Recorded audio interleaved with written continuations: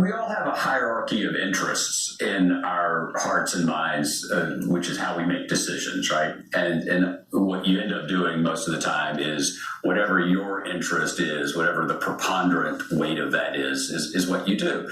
And there are forces in the country today who, in their hierarchy of interests, have decided that opening the economy quickly and that scapegoating globalism, China, Democratic governors, finding a them. Once again, remember, there's always a them. There's always a finger, the object of a finger to point at, is somehow more important than a sensible rollout of a rational response to a pandemic that has now killed, I think, 10 to 12 times as many people as died on September 11th.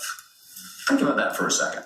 September 11th, 2001, changed our foreign policy and our distribution of interests, our view of our role in the world for 20 years.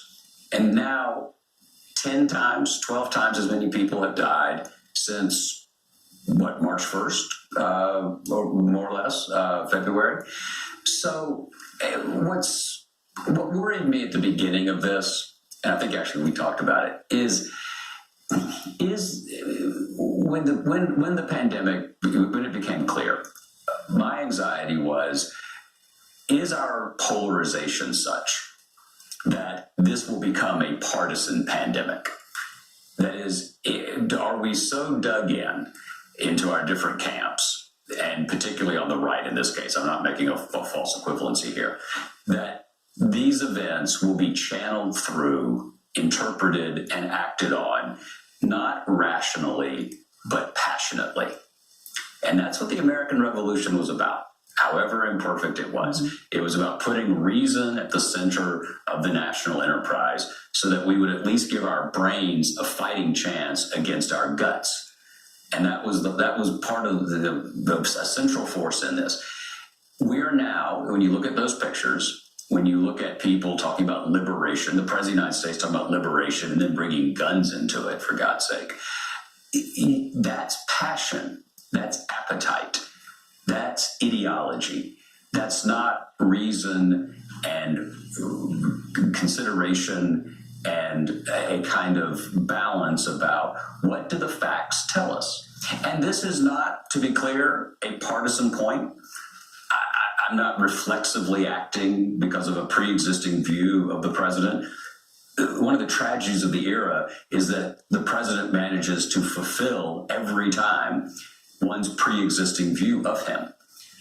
There's never been a president, not never, I cannot think of a president off the top of my head who has so self-evidently failed to learn on the job. Right? Abraham Lincoln starts out saying he would protect slavery in the southern states and ends up on January 1st, 1863 with the Emancipation Proclamation. John Kennedy screws up the Bay of Pigs in April of 1961. By October 1962, he manages the Cuban Missile Crisis. Ronald Reagan comes in talking about the Soviet Union as an evil empire.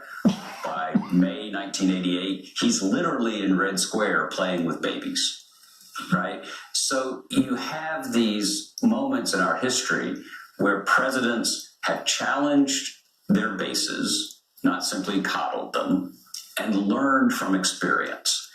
And in this case, the president continues to simply coddle his base at a dangerous level and almost willfully doesn't want to learn on the job.